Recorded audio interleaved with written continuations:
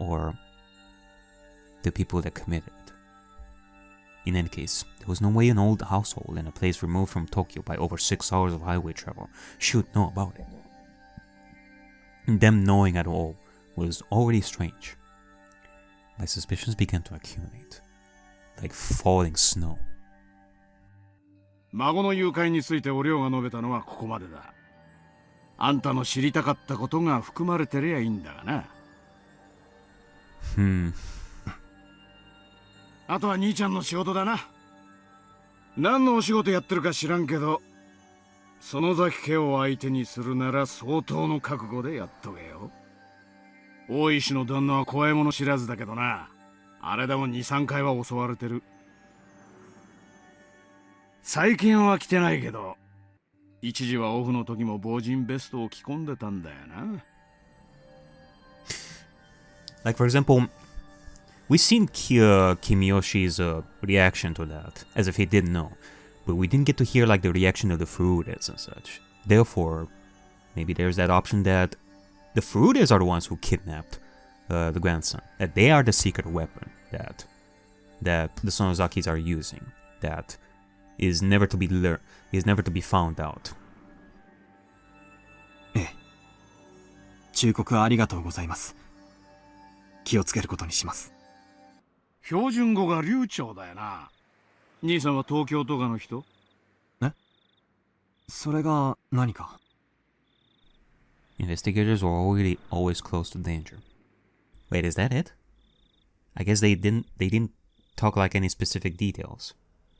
Well, the thing is, the Minister of Construction, he's from Tokyo himself. So I guess with that in mind, Rika would inform that, hey, this meeting, like one of the important plot points of this meeting was about the minister and his grandson who have been kidnapped, and they live in Tokyo.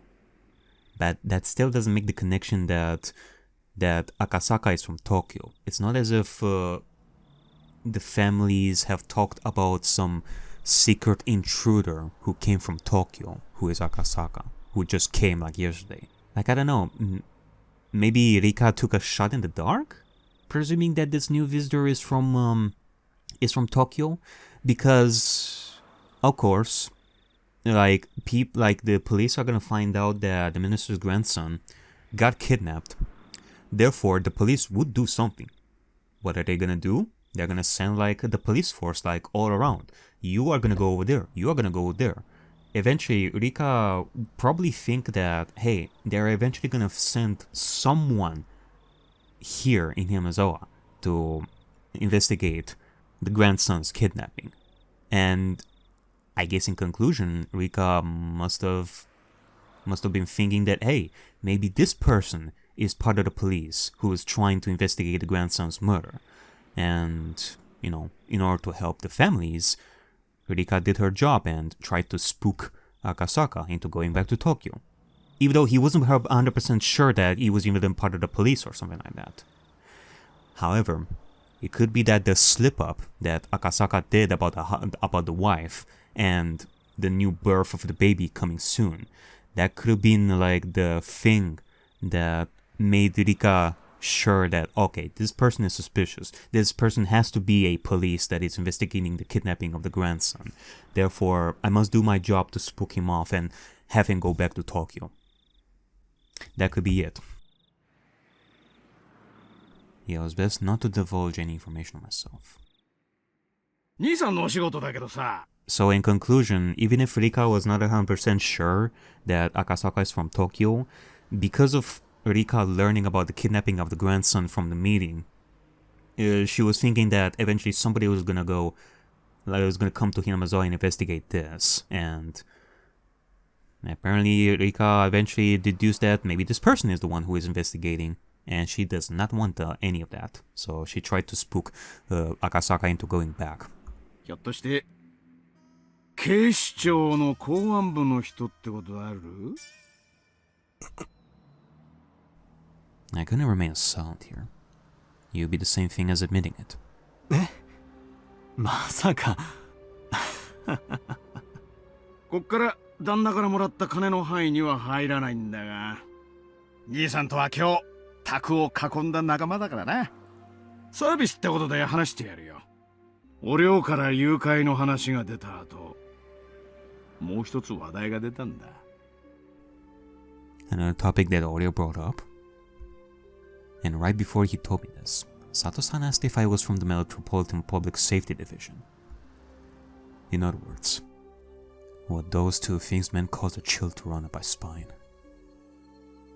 そんででな、大臣の孫さらったのを調べるために東京からはるばる公安の捜査官が派遣されてくるっちゅう話だ。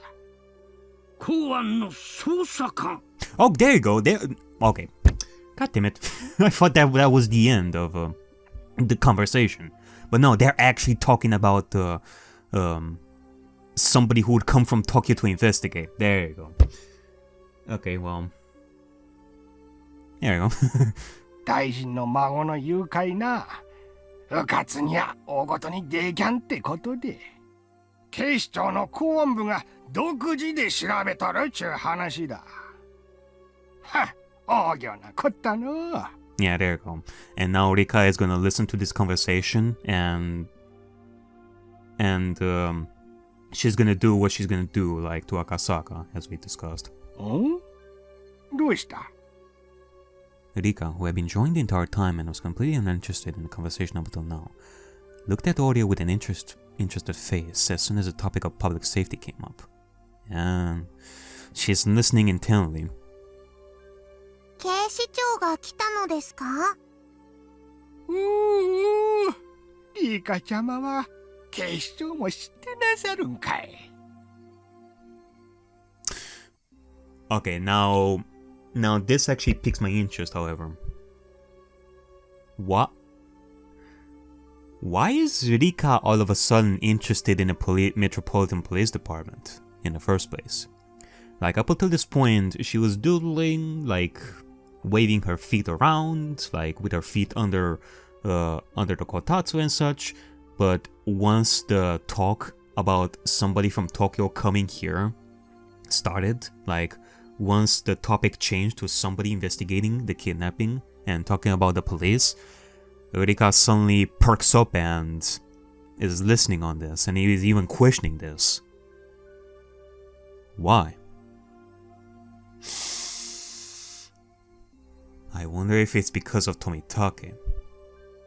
Because he seems like a very suspicious person. There's no way that he's just a photographer. And I theorized about this as well, that maybe he is like he's either working for the government or working against the government to discover things about the curse or the disease with Miyotakano or against Miyotakano. I offered all the possibilities. Maybe Tomitake is from the police and he's investigating as well. And Rika maybe learned about Tomitake's true identity at some point before, that maybe he's from the police. Like, especially maybe from the Metropolitan Police Department, maybe from Tokyo. Actually, you know what? Didn't we learn that Tomitake is from Tokyo? Let me see. Cause Jiro Tomitake. His name seems to be his pen name. No individual matching the name Jiro Tomitake in the residency records of any of the Tokyo wards, due to it being just pen name. According to the wallet that he has, he spent most of his time around Tokyo and Chiba. Along the Shobu National Railway line? He spent most of his time around Tokyo and Chiba. Ministry of Construction in Tokyo. Tokyo. No, I think that's about it. So the only information that we've learned about Tomitake was that he hangs around Tokyo a lot. He could very well be from Tokyo. Maybe there's some other information that I may have missed, but yeah, the point is, it could be possible that Rika learned that maybe Tomitake is from Tokyo, maybe he's from the Metropolitan Police Department, And because of that, because of this sudden topic, Rika perked her ears up and started listening to see. And she's learning apparently there is this other police person that is coming from the Metropolitan Police Department as well, who may investigate some stuff. That's why she suddenly started listening on the conversation. Maybe she's thinking that it's Tomitake himself that is investigating. 誰が来たのですか？公安のどんな奴が来よったんか。誰ぞわかる奴はおらんかいな。Mion's father raised his hand slightly. 新米の若造が一人と聞き及んでおります。新米？ほかほかなのですか？ Okay. んええ、はい。新米とか。Mion's father smiled wryly as he answered Rika's question. ほかほかのふっかふか？ええ。ほかほかのふっかふか？ That sounds funny when you say it like that in Japanese. Rika smiled with interest. Why did Rika suddenly act interested only when it came to this topic? Yeah, exactly, that's the question. Like, why? I'm thinking it's because of Tomitake. Other than that, I don't know. That was a question that apparently nobody had the answer to. リカちゃまはその男のこと何か知っているのかな？知んないのですよ。 After her father flat reply, Rika buried herself under Neorio's futon again. God damn it! Oh, you sweet baby. But when she buried herself there, Rika no longer started drawing. Instead, she was making an expression like she was deep in contemplation. どうしますか、お母さん。 Mion's father posed the question. He had the type of uncouth expression on his face indicating that, given the order, he could snuff the problem out at any time. はるばるHinamizawaまで来よった。しばらくはのんびりさせてやるのもよかろう。泳がせろということでしょうか。Mion's father asked in response. Oreo smiled faintly as she responded. Now the thing is, since they know that somebody is going to investigate this, they truly are going to be more wary of the visitors.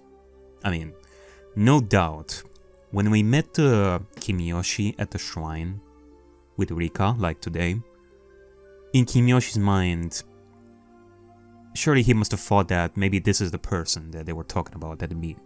That maybe this is the police person that is investigating. ほっといたれな。が、あんまりおいたが過ぎるようやった。そん時は遠慮せんとな。なめられるのはすっきゃせんね。なんて話があったそうだ。まさかあんた、その警視庁の新米じゃないよな。まさか。The sensation of cold, bristling fear began to crawl its way up my back. This family council took place last night. In other words, yesterday. Then today, when I dressed up as a tourist headed towards Hinamizawa. My cover was already blown. It could very well be. Like, okay, they wouldn't know for sure, 100%, but they were more than likely thinking that maybe you were the person.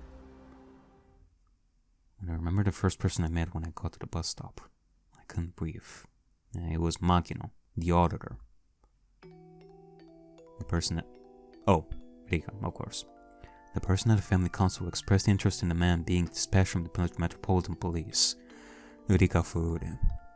And then, the person who was waiting for me the whole time in the bus shelter.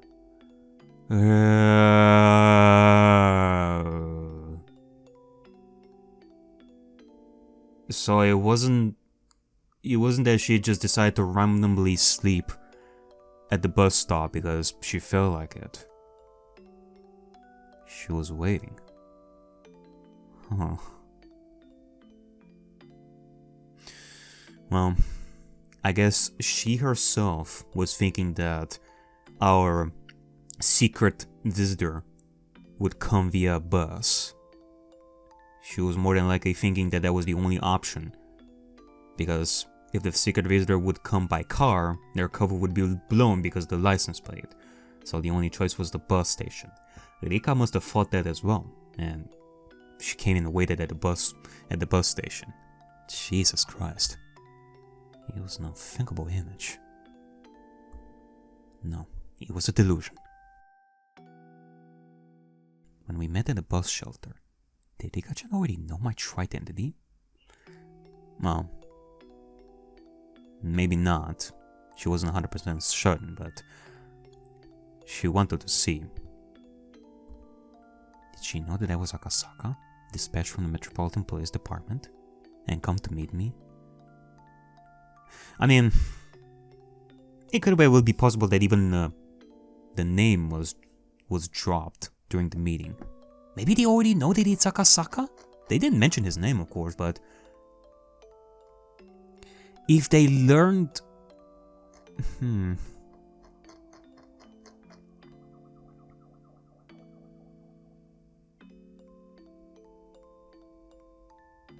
There's word that there will be investigator from public safety dispatched all the way from Tokyo.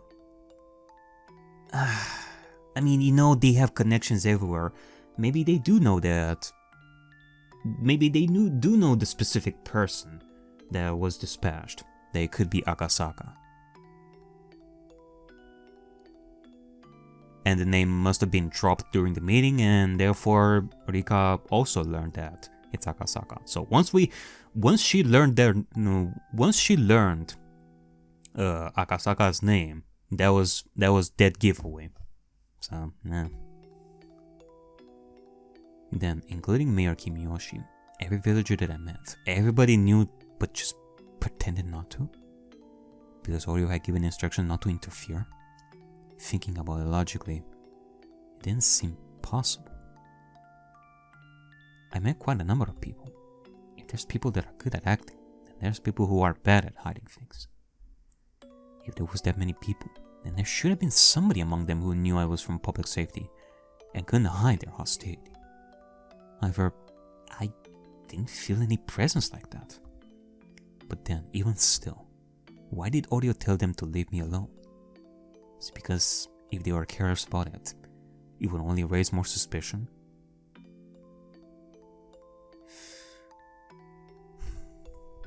Or was it because they believed a rookie like me wouldn't be able to find anything? Akasaka is a coward. I recall that strange voice which could only make me believe that Rika-chan had been possessed. That unknown entity, no matter how you looked at it, knew my true identity from the get-go. And then, how did it warn me again? That's right. It warned me to hurry up and go back to Tokyo. Instead of the realistic worry about that the Onikafuji Guardians had discovered my identity, the absurd worry brought on by the unknown girl stuck with me more.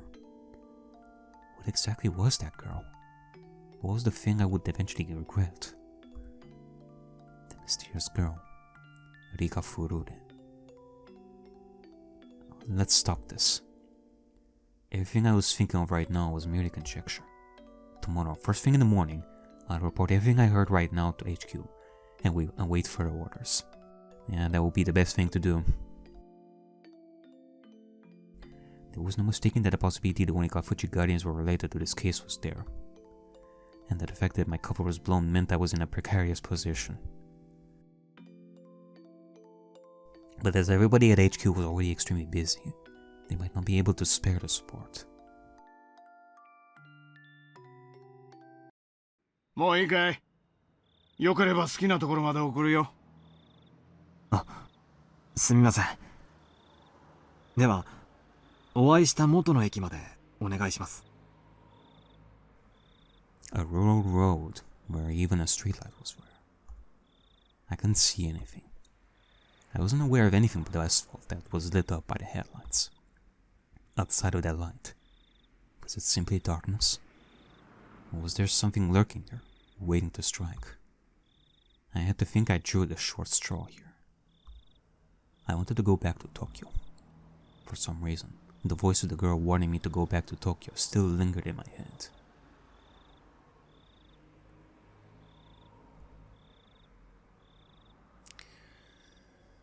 Phew.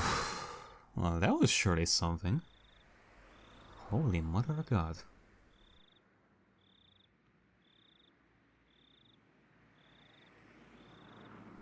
I mean, you know, this could be like this could be it. Like, we learned all this stuff, and we could just go home and just say, mission concluded. We have learned that there is a connection between the two, and it's not like we can just stay here long enough, because if we were to do even more than we should, then we could be in danger. But obviously, it's not gonna end that easily. There's definitely some stuff that's gonna happen soon enough. Until then, though, the investigation runs aground. What's in the box? The cat box? I don't know. I mean, you know. I wonder if this is gonna be another Ben Castell type tab. In which case, maybe we're talking about a cat box. Another cat box, god damn it. The glint of the demon's eye. Maybe this is gonna be about Ben Castell. Well, either way. The investigation runs aground.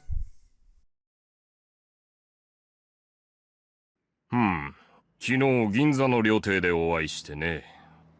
そういう話が出たんだよ。別室の謁見でしょう。連中、公安に干渉しすぎですよ。あまり迎合すると悪い洗礼を残しますね。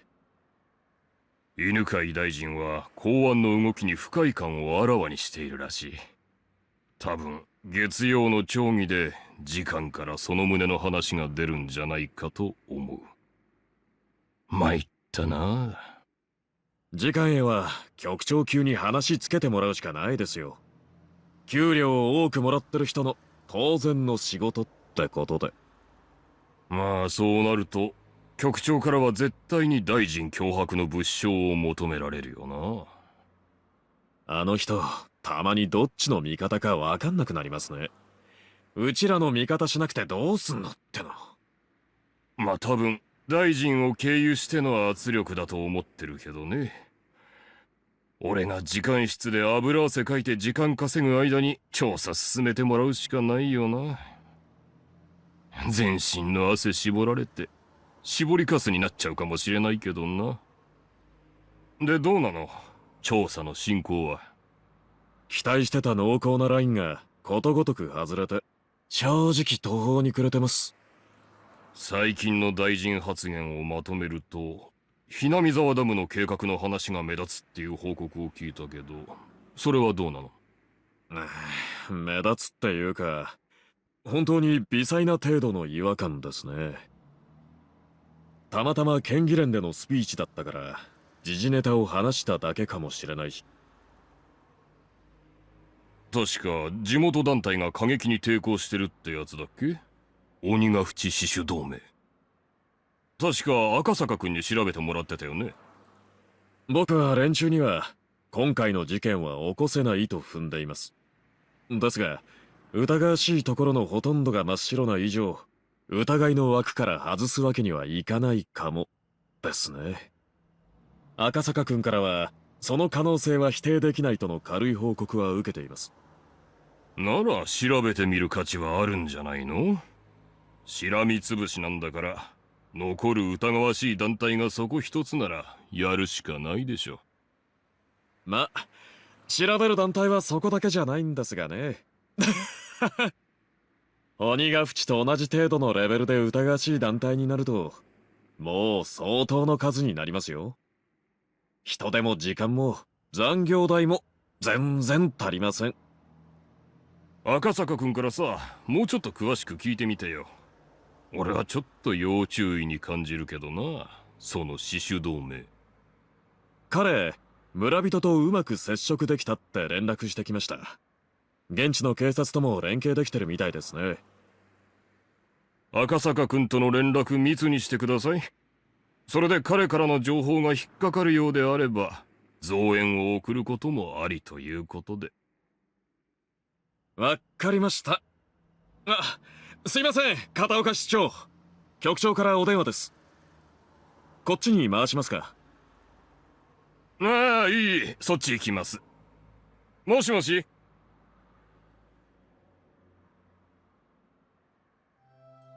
What's in the box? What's in the cat box? do you believe that there are choices? Okay, there you go. Here we go again, like Ben Costello just starting her own stories yet again, like nap time stories before bed. Do you believe that there are choices in life? There are many people who lament the following. There only existed points in life where there were clear choices to make. We will be able to scrutinize those carefully and make decisions that will lead us to a better future. Every time I hear people lament as such, I cast it off as a rather trivial worry. Even if you were given a clear choice, it wouldn't be meaningful at all. There wouldn't be any such path to a better future. Is this hard to understand? Then let's pretend that in front of you there are two strange boxes. In other words, you have two clear choices. Do you open the red box or the blue box? A lot of things would be uncertain even with that choice, wouldn't they? If you don't have the option of opening neither, then your choice boils down to the natural impulse of opening the box that holds the better result for you. Then, after examining the shape and features of each, and pondering a great many things, you have to pick either the red or the blue. Of course, I'm thinking of the red and blue pill from Matrix. If this was you, which box would you open? Red or blue? If you were to go by their traditional meanings, then red would be dangerous, threatening color. However, that doesn't automatically mean that it will be calm and relaxing inside the blue box either. In fact, it might even be that the colors are a trap, make you wary of the red box and have you open blue. A trap? Could it be the contents of the box aren't a reward, but rather a penalty? See? Now you were at a loss. You were so conflicted over the choice between red and blue that you started wishing there was an option to even open either and just leave. But there isn't. You have to open either the red box or the blue box. Oh, I forgot to say this, but if you choose one box, the other will disappear. So you'll never know the contents of the box you don't open. You know, such choices like this are interesting because it's not necessarily about the result of what box you choose, but how you end up choosing that box specifically with the minimal information that you have. Because one person could think simply, oh, red is threatening and blue is not, it's calming. But someone who is thinking beyond that tells you something more about that person, that they're not just simple and laid back, but they also think a lot. It makes you learn about the person that is choosing in the first place. So, I'll just put that rule at the end there for you. Now, why did you choose? The red box or the blue box? And that's all that we know? Okay. Well, who is the one who has given me these choices? Ben Costello is giving me these choices right over here. I'm assuming that this is Ben Costello. Like, first thing that pops into my mind is to question the person that is giving me these choices. Like, what would be the purpose of them giving me such a thing to do right over here? What is their goal? Their goal could be to either learn something about me, or in Ben Costello's case, maybe to punish me. It would be to punish me. Ben Costello, she is a good actress. She knows how to be evil and such, so... But either way, besides that, besides the questioning of the person that has given me the choice, the boxes themselves. Red and blue, red and blue. Yeah, I mean, with minimal information, I would go with blue. Blue is a good color for me. I am in that spot in life where I want to have peace of mind. No doubt there have been some anxieties that I've had over the course of the months, even years. So when I think of blue, it makes me think of the calmness that I want. It makes me think of the sky, for example. Like I'm looking out the window right now. Well, actually looking at this right now, it is very cloudy, so it's very much gray. It's not blue. Which kind of makes me think back on Yumineko and the whole discussion with how Kanon doesn't see like the blue of the ocean, he only sees gray. So what does that tell me? So what does that tell me about myself? That I'm in that exact same spot? That my life is uncertain? That I have these anxious thoughts in my mind that I have yet to resolve in life? I don't know. But I do know for certain one thing. The clouds are eventually gonna clear up and it's gonna reveal the blue sky. I don't see the blue sky right now, but most certainly they will clear up at some point. And then after the skies are gonna clear up and there's not gonna be like any rain, I'm gonna be able to walk outside like freely. Because I do enjoy walking like a lot. I do enjoy walking and even my usual bike rides and such. So when the time comes, I am sure they're gonna be walking outside for a little bit, get some fresh air, maybe touch some grass and all that. So yeah, if you were to ask me what I would choose, the red or the blue box, I will go with the blue.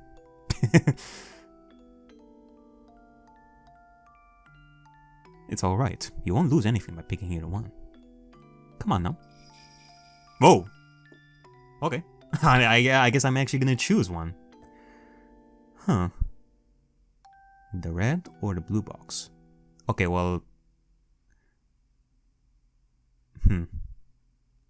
Now here's an interesting thing. They're actually giving me the choice to... Like, they're actually giving me the option to choose. But then I'm thinking about the red box. Like, what does the red box even... Like, when I'm thinking of red... obviously I'm thinking of blood. Like, I'm thinking of the bloodshed that I've seen throughout Higurashi up until this point. So much... So much sadness, not gonna lie.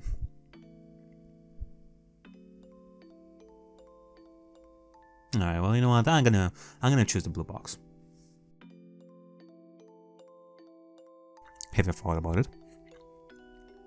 In the end, you chose this color, didn't you? As soon as you choose, the other box disappeared. Alright?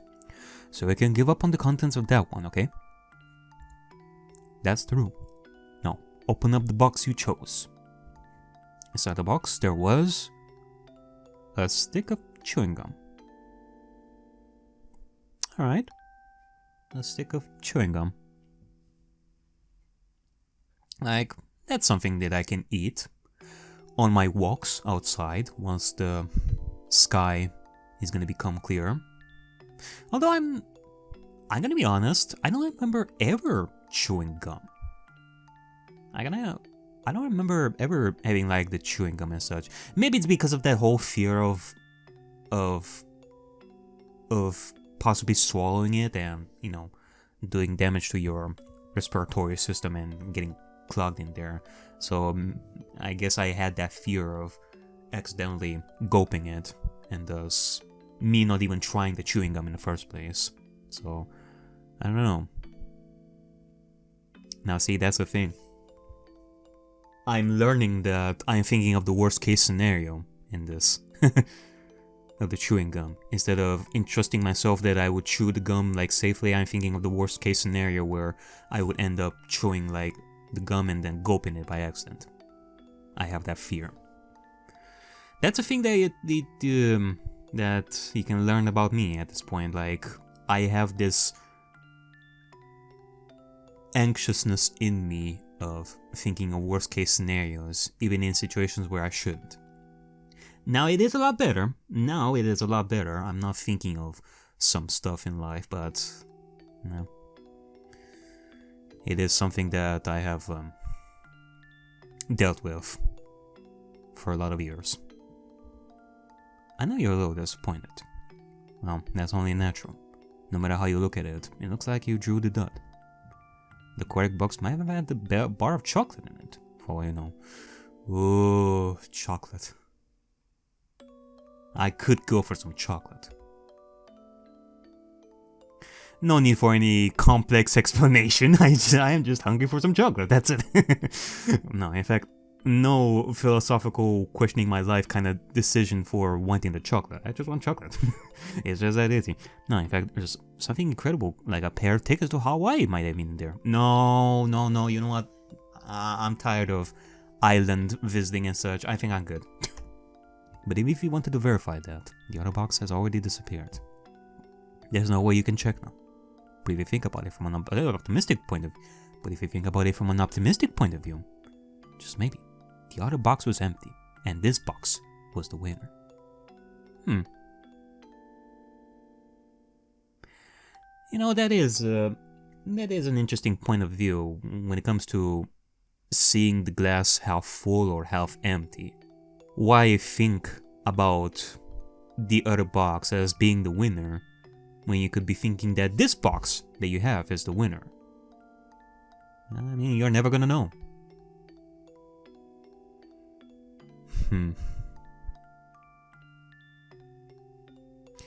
Maybe this is a lesson of how there are certain things in life that you're never gonna be able to learn. Things that are hard for you to learn, that creates anxiety in you.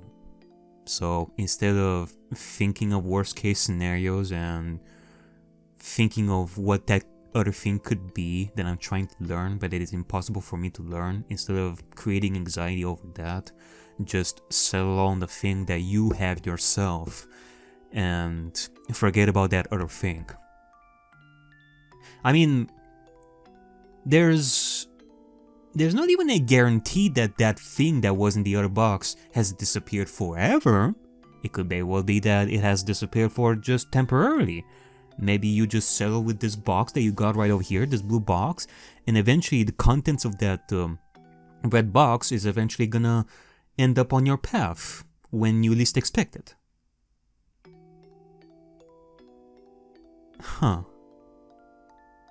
By the time you're gonna find out the contents of that red box in the future, possibly, if that were to ever happen, you'd already be settled with the box that you got, the blue box, that you'll be happy with it, instead of contemplating all the damn time. And being satisfied, or perhaps not, with such a cheap prize, you pop it into your mouth and start chewing it happily. So what do you think in the end? If you were given a second chance, would you try to open the other box?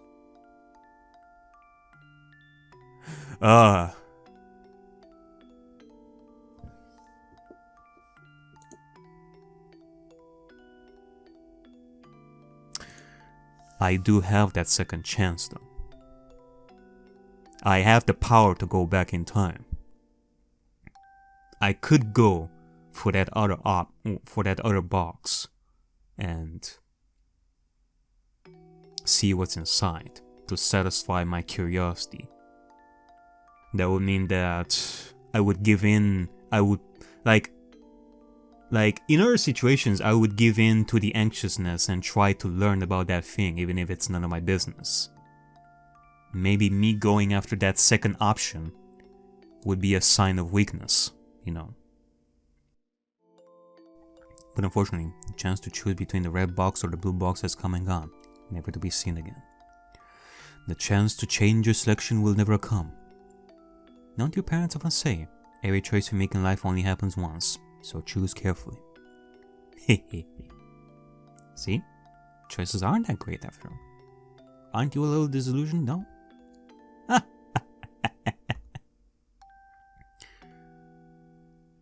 Huh.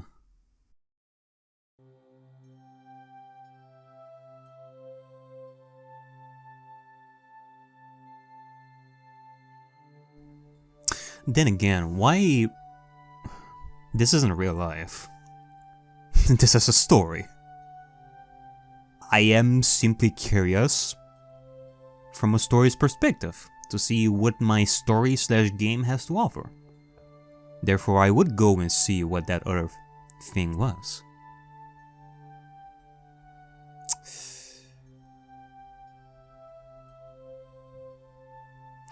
You're probably gonna hate me for this, but you know what?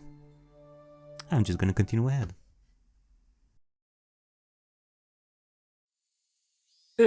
はい。それで、お通夜が明日の午後6時からになりまして、告別式があさってのお昼、12時から13時までになりまして、会場は沖宮セレモニーホールになります。すっか。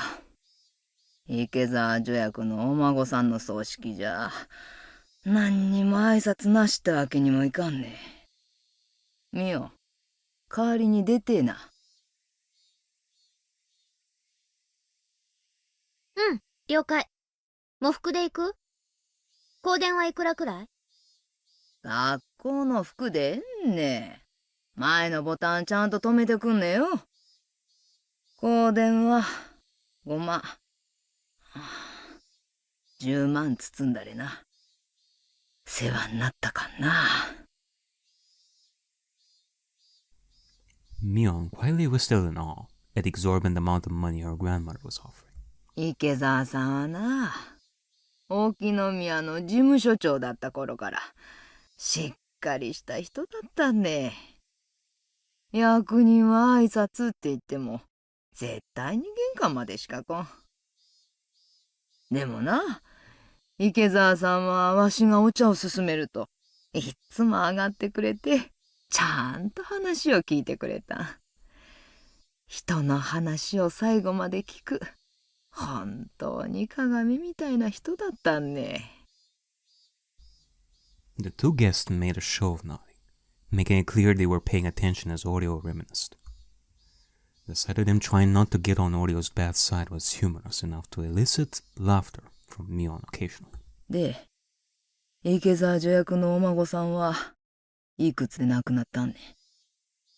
11歳だそうで。Oreo closed her eyes and shook her head lightly, lamenting the loss of such a young life. 確か、孫は一人だ言うてんな。かわいそうにな。親より先に死ぬほどの親不孝はあるめな。ばっちゃんも他人には優しいね。あたしやシオンが死んだら同じように悲しんでくれる？アホ抜かすんでね。演技でもねすったなんと、しゃらあったく。Having got the reaction she expected, Mion cackled. The two guests, unsure they were supposed to laugh along, instead forced awkward smiles. それでは本日は失礼いたします。では、明日の夕方5時にお迎えに参りますんで。よろしくお願いいたします。では、ごめんくださいませ。What is this about? After bowing their heads repeatedly, the guests left by the front door. Mion saw them off, waving her little hand goodbye. 帰ったよ。お役人もばっちゃのご機嫌伺いに大変だね。不法なんか電話でいいと思うのにね。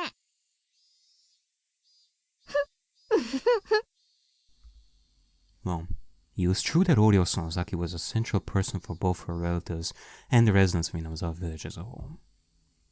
As a voting bloc, they numbered it in the several thousands.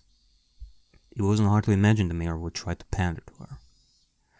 Unlike Mion, however, Oreo was looking up longingly at the sky from the veranda. どうしたの？猛録した？ Such a baby. 誰のお孫さんであろうと、気の毒だのう思ったんよ。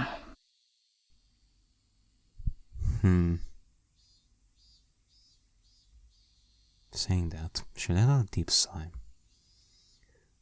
was let out, as normally her grandmother would have scolded her for her attitude. ミオ、俺、例の大臣の孫。さらわれてからどのくらいになる？4日かな。Oreo let out another deep sigh. 旧敵の孫とはいえ、気の毒だな。そう。十分気はせいたんろ。そろそろ終わりにしちゃれな。The playful expression drained from Mion's face, leaving behind a stern one.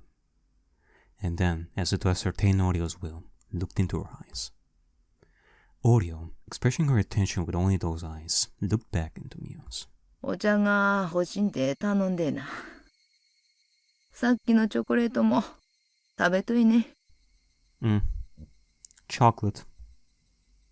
Mion gave a small nod, and then turned around. シミコさん、いますか？抹茶に紅茶入れてあげてください。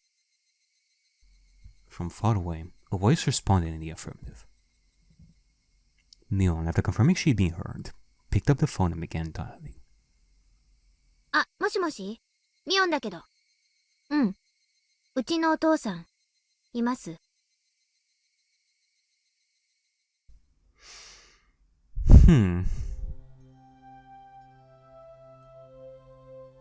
Okay.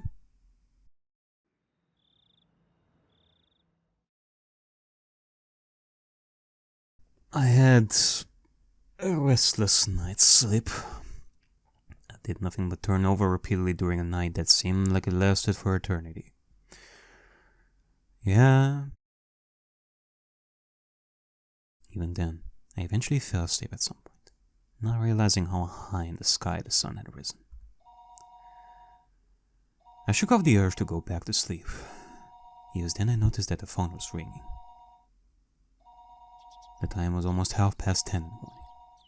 It was clearly too late for a wake-up call. 赤坂さんですか？おはようございます。大石です。Ohayo, Oishi. Buongiorno. Come stai?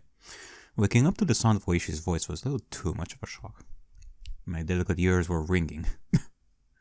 Tell me about it. He has that kind of power to make you wake up like fully with just his voice. But thanks to that shock, I was suddenly wide awake. どうも。おはようございます。ひょっとして今お目覚めですか？出張中とはいえ勤務時間には起きないといけませんよ。まったくです。以後気をつけます。あなたの眠気をもう一つ覚ましてあげられるかもしれない話があります。Alright, sure thing. Let's see what our next step is gonna be. Like, also go through this a little bit faster, because as much as discussions about the red and blue box and all that stuff that I talked about during the meeting is something that you guys enjoy, because, you know, of course, it's my commentary and all that, and you guys enjoy these sort of long discussions and such. Let's go a little bit faster right now, because I feel like I've spent a little too much time on those, so let's progress through this a little bit faster and see what's... 南沢駐在所から届いた遺失物に興味深いものが混じっていたんです。Something mixed in with the lost and found at the police box. What? 遺失物。詳しい話はこちらにいらっしゃってからにしましょう。お昼前に来れますか？いえ、すぐに伺います。Oishi already knew what my mission was.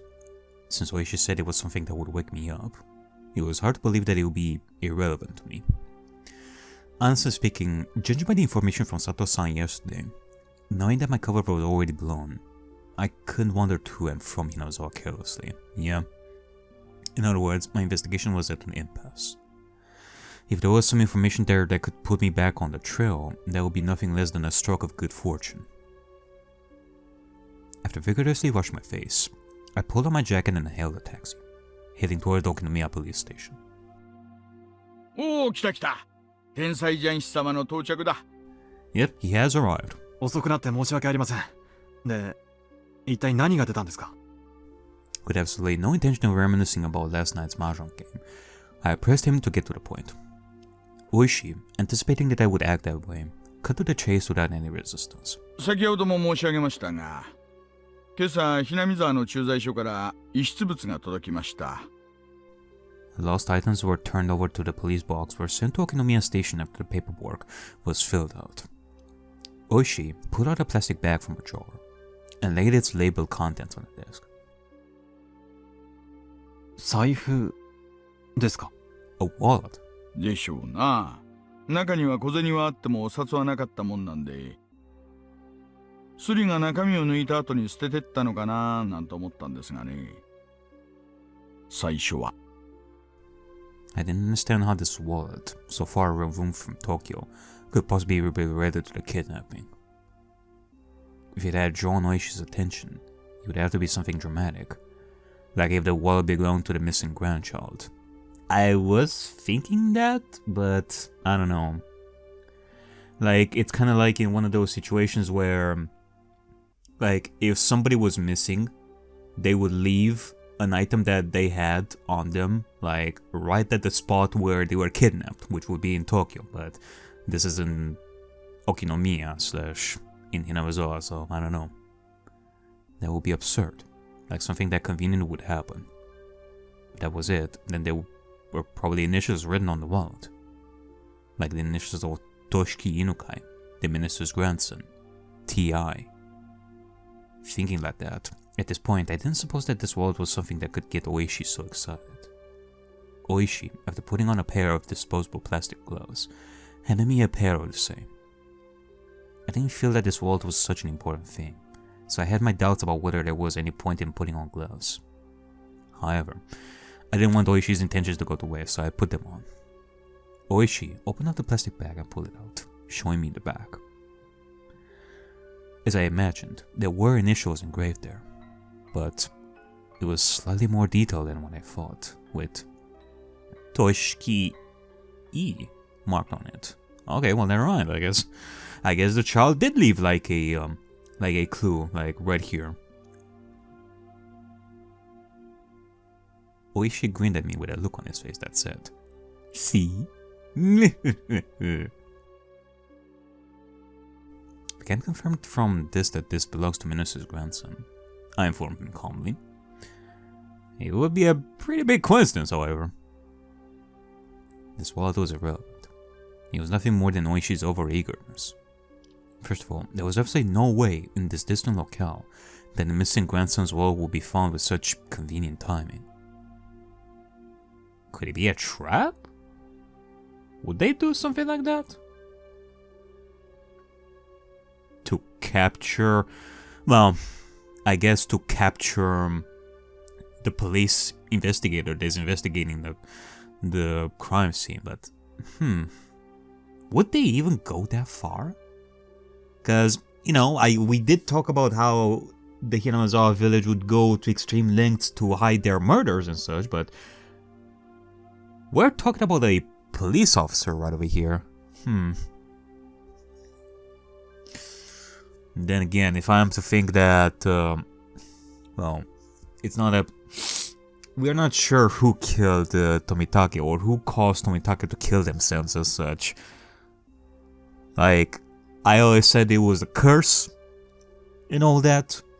I don't think I can lump Tomitake in the crime that the village would do, or the village would hide in similar fashion to how Keiichi's murder was hidden in chapter 3. I don't know if I can lump Tomitake in that kind. Either way, let's see.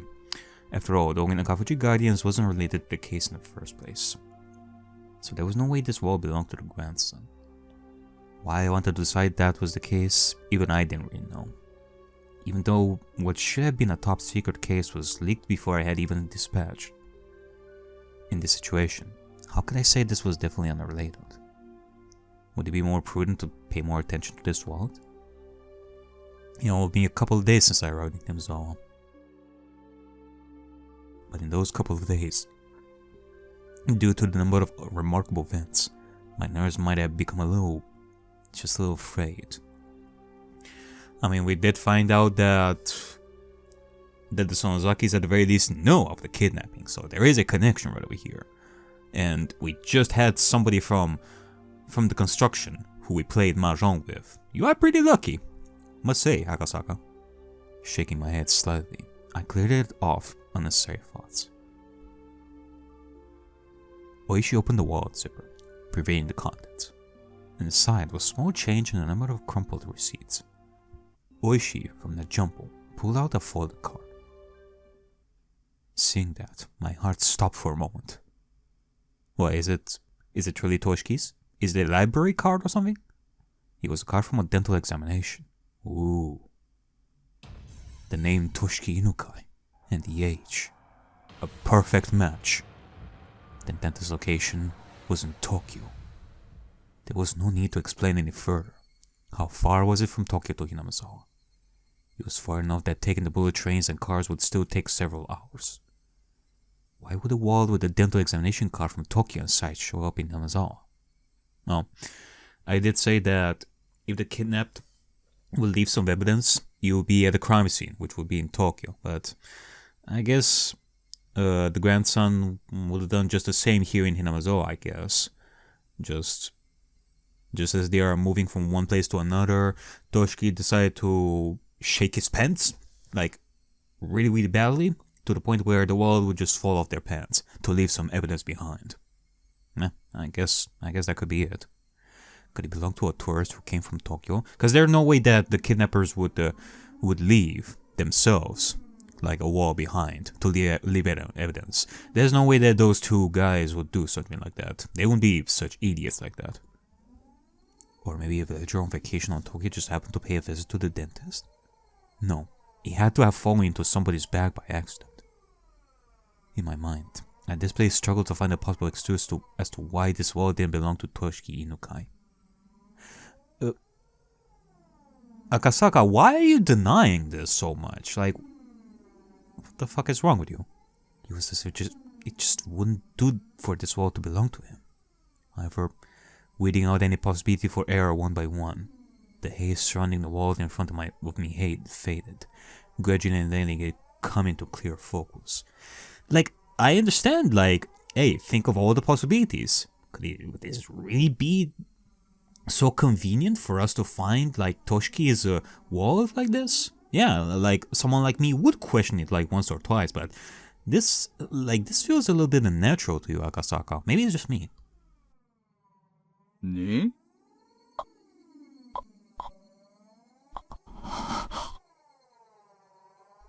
I felt a shiver of electricity run up my spine. My pulse quickened, and a thin film of sweat began to coat my entire body. From Moishi's point of view, I was probably as slack-jawed and spaced out, with a slovenly look on my face. この歯科には問い合わせましたか? そりゃ赤坂さんの仕事でしょ。私はまだそこまでは。Alright. この財布はいつ頃のものでしょうね。拾ったのは村人です。Oh, a villager. 昨日のことだそうで。Yesterday.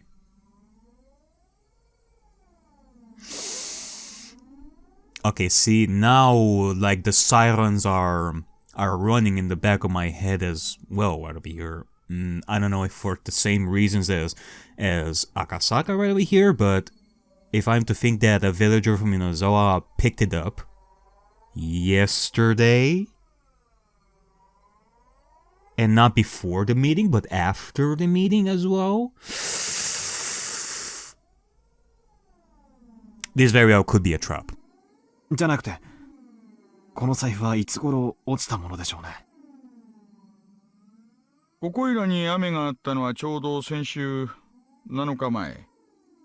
中身が水にやられた様子はないから、最長で6日前からでしょうね。この財布の存在は、署内で誰が知ってます？初期対応のhinamizawa駐在所の警官。それから遺失物対応で係が2、3人。あとは私とあなた。What about the villager? Like, do you know anything about the villager in question? 内緒の事件と関係があったらまずいでしょ。Like the person who, quote unquote, found that wallet. ベラベラとは喋ってないつもりですよ。Why am I thinking that it's a trap? Because obviously now they know that there is a police investigator who is investigating the kidnapping as such after the meeting, and they're keeping an eye on him. However, if there is a way for them to snuff out, like, the kidnapper and, like, possibly murder them in some way and hide the murder, like, afterwards, they might actually do it. They might actually want to possibly try to lure Akasaka into doing like something stupid. Well, not something stupid, but rather to push the investigation further and further. Like falling into a mousetrap. And then he would get caught by the Sonozakis, by the main families. 電話を借りていいですか？どうぞどうぞ。外線はゼロ発信から。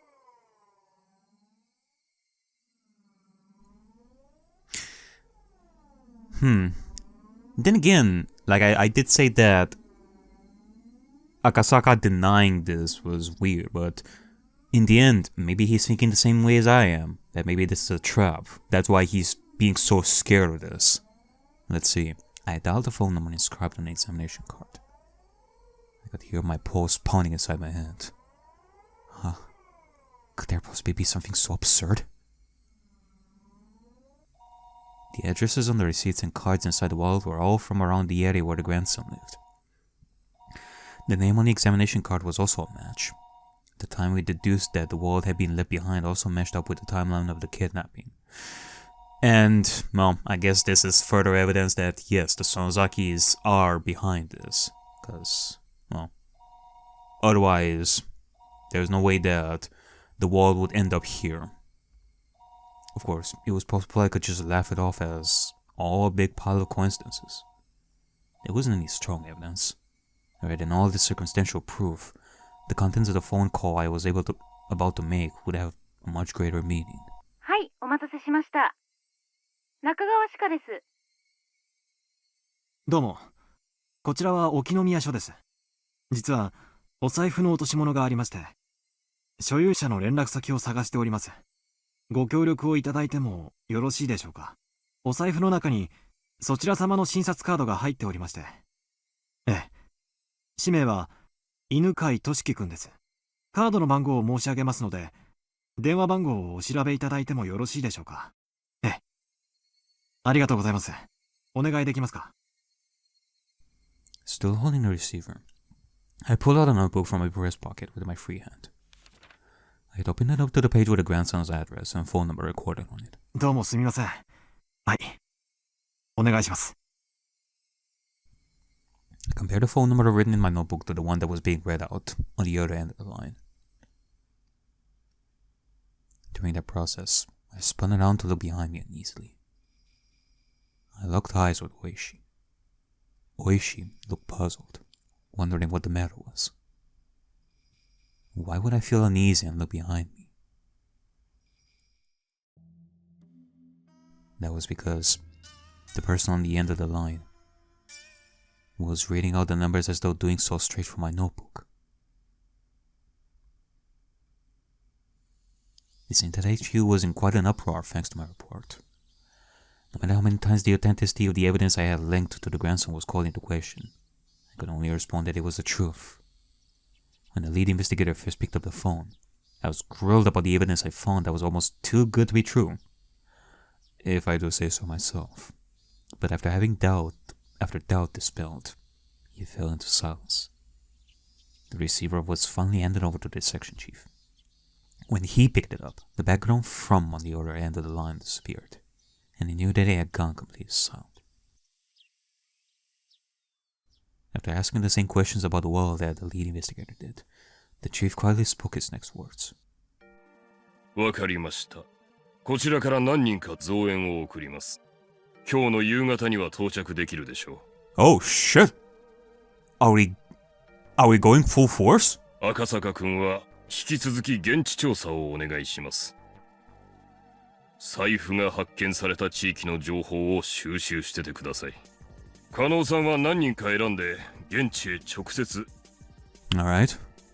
The fact that he was sending Kano, the lead investigator, here meant that the chief had decided there was a possibility that the Onikafuji guardians were somehow implicit in the kidnapping.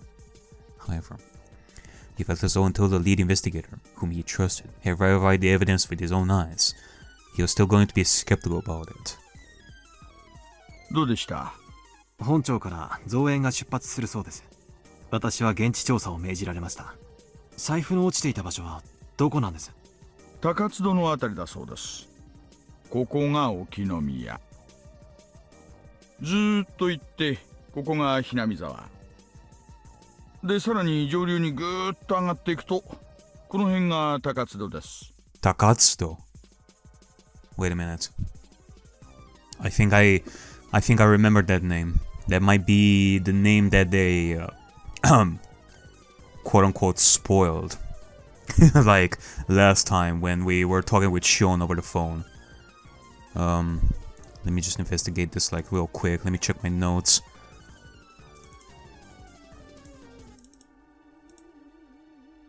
Takatsudo.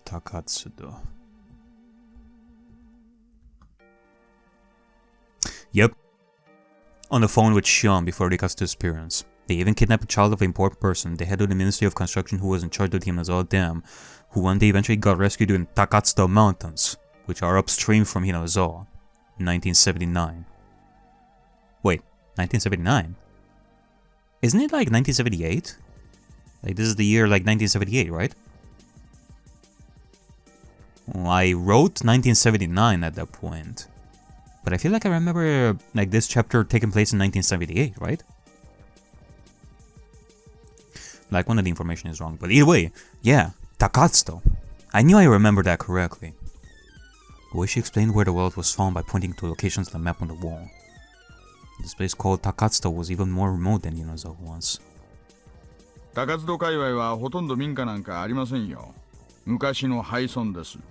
無人の家屋が点在する。なんとも寂しいあたりですね。Yeah, but you're saying that the villager was the one who picked up the wall and put it in a police box. Can you tell us some information about that person? Like that person was around Takatsudo as well, so...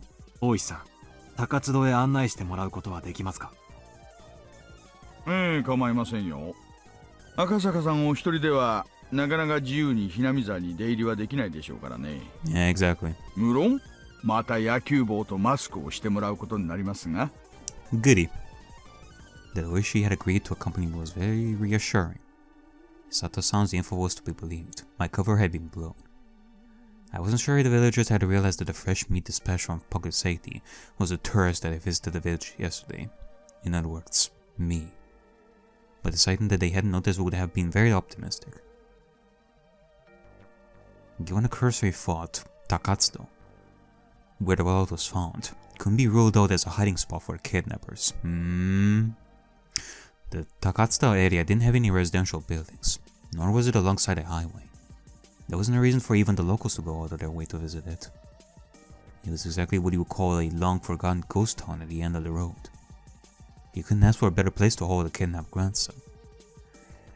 However, again, talking about the spoilers that I got from from chapter 2, if the grandson was rescued in Takatsudo, that would mean that this wallet right over here that was found in that exact same area was the thing that actually saved the grandson. Because we are just going right there to find about the location of the wallet where we found it. And that's the exact same area where the grandson would be rescued. So does this mean that this couldn't possibly be a trap, but rather something that someone's like put it there to have us save the grandson? Like somebody's trying to actually help us? Huh. Also, you couldn't get to Takatsudo without passing through Hinamizawa first. Those several conditions made the area all the more important. I couldn't brush it off any longer. There was no longer any doubt that Onikafuji guardians, or somebody hired by them, were involved in the kidnapping. If that was the case, then the fact that this wallet was found might have already been leaked to them. They even knew so much as how the Public Safety Division was operating. The case of the wall couldn't be something they didn't know. Yeah, exactly. In that case, there was a possibility that the enemy was lying in wait. Exactly. To dive alone into enemy territory surrounded by enemy territory, to say the least, required an amount of courage. Hey, recklessness that I just did not have. 大石さんの同行がなければ、そうおいそれと踏み込めない村でしたので、ご協力いただけて本当に助かりました。Yes. 正直なところ、またお金を要求されるのではと思ってましたよ。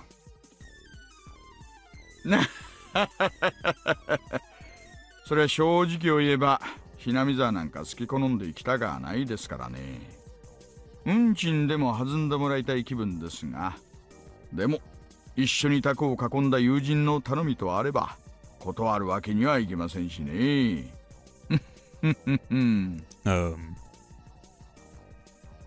Oishi grinned as he pounded me on the back. It struck me that he just didn't want to jump ship rather than having any sort of sense of duty towards his job. Even so, that didn't really matter. Right now, I really appreciated the gesture.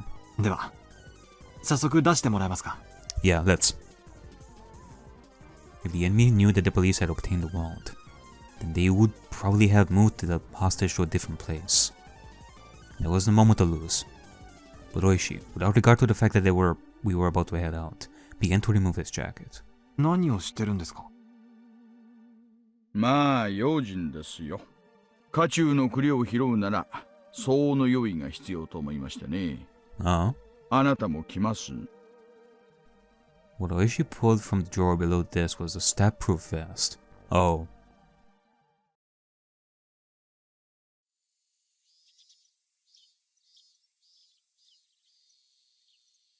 His name was Toshiki Inukai, the grandson and the Minister of Construction, Inukai.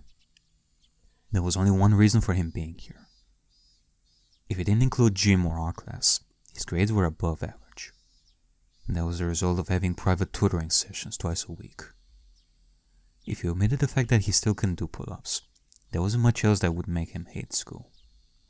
Of course, he understood full well that his grandfather was a cabinet master. But he also knew that not too many people were that interested in their relationship. He didn't like to go out of his way to bring up his grandfather, or to call him the Minister of Construction. And finally, he at least tried to know a little more about what kind of work the Minister of Construction did than your average Joe. What that entailed was that when you tried your best to make life better for the masses, sometimes it made a few enemies. He knew that all too well from the time he'd spent as class representative. His grandfather had many enemies. He knew that he might personally catch someone that followed, so he had to be twice as cautious. He was taught that by his parents. That's why, the moment he was kidnapped, he instantly knew that this was one of those occasions. He understood that he wasn't being treated as Toshiki Inukai, the person, but rather as Toshiki Inukai, the grandson of the Minister of Construction.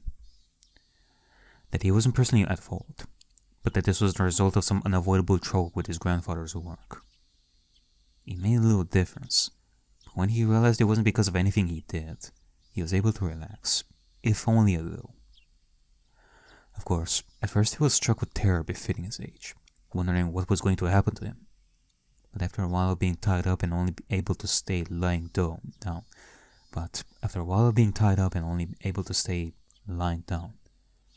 he began to ponder a great many things. First, he thought about the reason he was being abducted like this. He understood the answer to that easily. He was taken hostage to coerce his grandfather, the minister. There was no doubt about it. He didn't know exactly what the Minister of Construction did, but it was easy to imagine that there was much to be gained from threatening him. He respected his grandfather more than most. He honestly believed that his own grandfather was within the top 20 of the most important people in Japan. That was exactly why he wouldn't forgive anybody who tried to threaten his beloved grandfather. More importantly, he wouldn't forgive anybody who would use him as a tool to threaten his grandfather. His grandfather was really busy, and rarely had time to meet with relatives. That's why, with what little time he did manage to scrape together, he just dropped by unannounced. And as an apology for not being able to meet during a New Year's or summer's vacation, he doted on his grandson very, very much. The number of times that Toshiki was looked upon with disregard just because his grandfather was a politician and minister certainly weren't few. But he never thought even once that he wanted his grandfather to quit being a politician. Because it was his beloved grandfather, he wanted him to continue his career as long as possible, from the bottom of his heart. Oh, a good kid. However, Toshiki was now being held hostage, and his grandfather was being threatened. His grandfather, who called him in the apple of his eye, was surely suffering. He might do anything to save his grandson, maybe even putting aside his ideology if it was required to save his grandson. He might cave in to the culprit's demands if it meant saving his grandson. When Toshiki thought about that, an inexplicable anger welled up within him. In his current situation, he was unable to forgive the cowards who would make his beloved grandfather suffer by using such dastardly means. That feeling swelled up inside of him, in the space and the fear. What he thought of first was something any boy would imagine. Get out of these bonds, beat up the bad guys, then hand them over to the police. Images of all the brave heroes from all the manga he had read passed through the back of his mind. In his imaginary scenario, he slipped his bonds easily, floating like a butterfly to evade his captors, then stinging like a bee to bring them all down. Bam! Bam! In the end, it was nothing more than his silly little fantasy. But with his vision obstructed and unable to see anything, it was something that he could get into more than any anime at the moment. In actuality, he was enjoying these little scenarios in his head for a long period of time he was tied up. His captors hadn't really done anything to him that they would feel sorry for. However, eventually he began to grow tired of his fantasies, and more realistic scenarios began to run through his head. It was then he realized that none of them were a solution. Yes, he wanted to do something for his grandfather who was being threatened, that he was being held here to inflict pain on his grandfather was the thing that he could least forgive, and also the most vexing. And then he noticed there was a much simpler way he could save his grandfather without having to beat up his despicable captors. That was to remove himself as a hostage from the hands of these villains. If he was to disappear from here, his captors would have nothing to threaten his grandfather with. The captors had restrained him, but they didn't treat him roughly, and they made sure he was fed well enough. Meaning, at most, it was nothing more than a means for their threat. They weren't looking to bully or kill him out of spite. If he behaved, no ill would befall him. Realizing that gave him a strong sense of courage, and carrying his train of thought this far, he let it run its course to its natural conclusion. Right now, at this moment, Toshiki Inukai had decided to escape. His ears had been stuffed with a sponge-like material, acting as makeshift earplugs. However, they didn't actually do much to block out any sound, and he could overhear everything his captors were saying. Realizing that this was to his advantage, even when his captors spoke to him, he acted like he couldn't hear them due to the earplugs. His captors, thinking that he couldn't hear their conversation, talked about all sorts of things without any reservations. Thanks to that, he was able to obtain various pieces of information. First off, this was surely not Tokyo. It seemed that this was quite a distance away, and on top of that, in the countryside, nestled deep in the mountains. It also seemed that his captors were inconvenienced living out here, so he could deduce that this place was far removed from any sort of town. Yeah, cause wasn't it one of the information that we got from tips was that it took them a long time ago to go to the shop and back. Finally, whenever they went out to buy food or other supplies, they would always take a car. That fact caused him some dismay, because he knew that the method he learned at school of running around blindly while shouting for help wouldn't work here.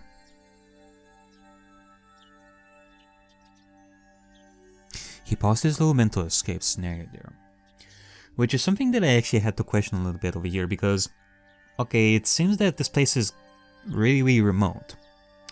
But how they restrained the little boy, having his eyes, his ears, his mouth like all restrained, it kind of told me that even like the simplest sounds of screams or anything like that from the boy would attract somebody around, which to me it meant that this was a crowded place. That's why they would restrain him so much. Otherwise, if this place is very, very much remote, like, they wouldn't restrain him as much. That's kind of what I thought of before, but apparently not. They are in a very remote place, but at the same time, they would restrain him, like, quite a bit here. His ultimate goal was to find somebody who would help him. If somebody who would fit that description wasn't close by, his chances of escaping successfully grew slim. A desolate, far-off land deep in the mountains. A place where you couldn't even go shopping without using a car. In this situation, escaping would be very difficult. He grew depressed. And after a while, he returned to his original scenario. Imagining becoming a hero like in the manga he read, and being down his captors became his respite. However, as he played those delusions out in his head, his heart, hating to surrender, continued to search for a way to escape. And then, he thought of a way. If the goal was far away, then all he had to do was get closer. His goal, in a nutshell, was to find somebody who would help him. In other words, somebody other than his captors.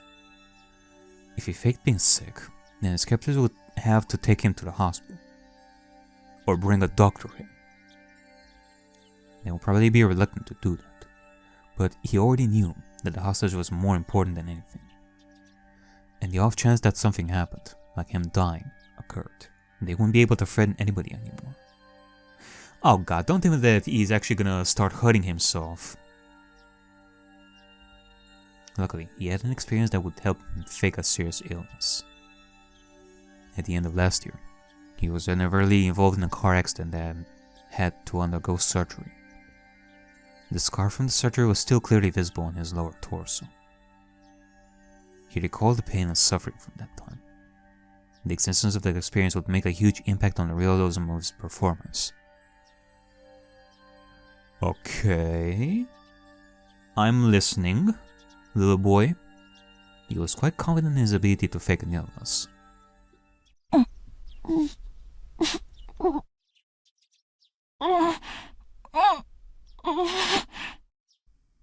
His captors at first took as a sign that he needed to use the washroom.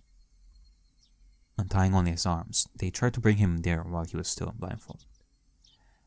But he didn't try to get up. His hands, now free, only clutched at his abdomen as he writhed in agony. Okay. Like, he could pretend that he's suffering because of the injury on his chest. Hold on a second. Like on his abdomen. Like, of course, these two kidnappers may not know of the possible conditions that this boy has. Like, yeah, the boy could use that same area where he got an accident as something that hurts. So, I mean, there is literally evidence right over there in the form of the scar. So that could make the kidnappers think that he's actually in pain because of that scar. That's actually genius. He still had his earplugs in, so he had to pretend he didn't hear his captors asking the question. Wait. Stomach, abdomen? Wasn't it on the chest? On his lower torso. Okay. Okay. I was thinking it was the chest area, but no, it's the lower torso. Okay, good. He was about to nod, so he hardly had to stop himself. どったんね。小僧が腹を押さえてるよ。腹痛かな。His captors looked down on his suffering form for a bit. One of them proposed a course of action, while another laid his doubts that Toshiki might be faking it. どったんね。坊主。腹痛むんかいそいつ耳を塞いでるから聞こえてないぜ。参ったんな。腹痛に効く薬なんかあらんね。We gotta make them look at the stomach, like for them to see the scar. 薬局行って買ってくるか。腹痛って言ったっていろんな薬があるだろう。症状がわからないうちはいい加減な薬は買えないぜ。腹押さえてるし、便秘やん。便秘薬でも買ってくれば収まるやんね。間違って飲んでも死なんしな。決めつけるなよ。盲腸とかかもしれないだろう。俺のおじさんがさ、昔急になったことあってよ。あれはかなりビビったぜ。When the captors leaned over beside the boy, who was bent over in agony. かわいそうにな。全身汗だらけじゃないかよ。Ooh, covered in sweat. That's good, that's good. 腹か？痛むのか？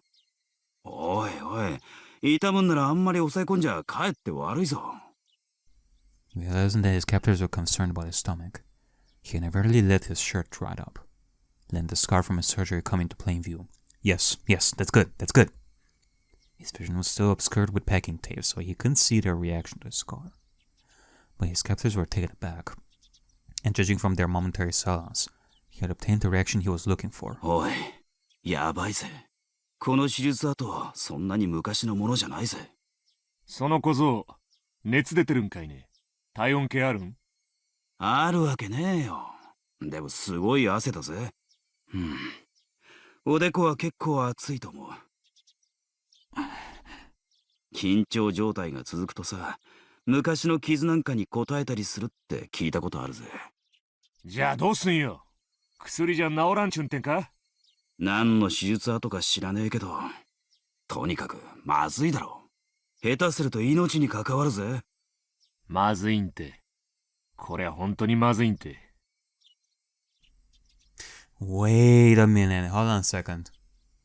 I am thinking of what's gonna happen right over here. Like, if we were to think that some doctor is gonna come right over here, like, in accordance to what the boy would think, because I don't think that they're gonna send him to that hospital. That's a little bit too dangerous for them. It would be much safer for them to find like a doctor that would come here to check on him. But they need a doctor that they would trust. They would call the Sonozakis, and they would send a doctor from Hinamizawa. And what doctors do we know of in the story? That's right, it's Irie. I wonder if Irie is gonna end up saving the boy.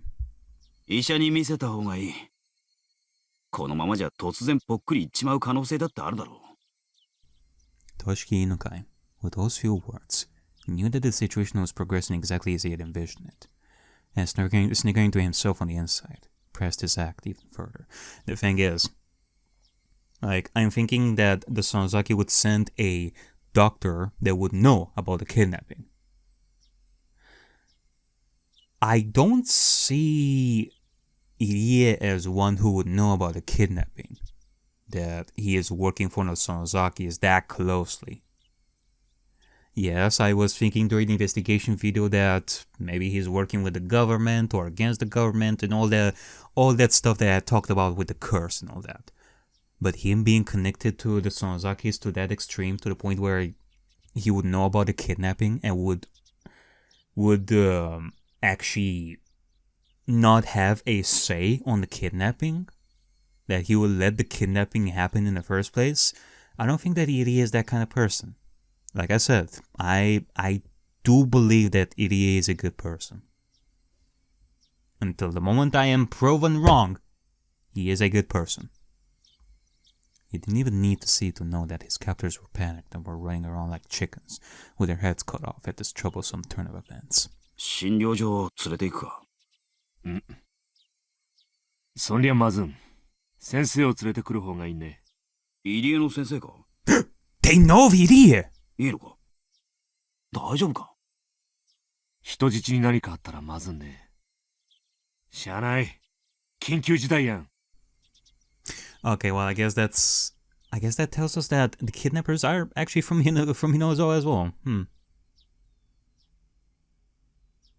Yeah, I mean, if they are part of the Yakuza gang, I guess it makes sense, because I was thinking that it's that idea that I had before about how these kidnappers are just a bunch of mercenaries that were hired and such and all that. But no, it makes sense that they are part of the Yakuza, so they would know of Irie.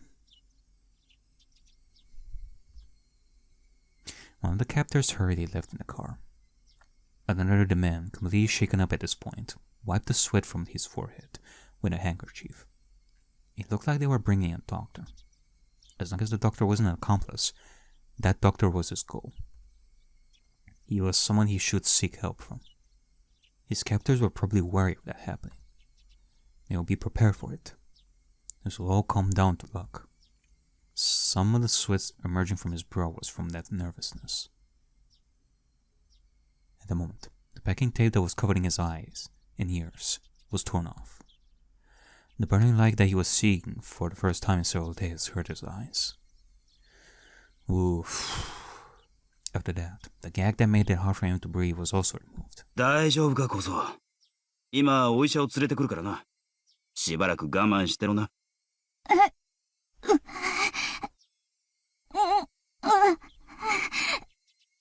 The doctor was coming.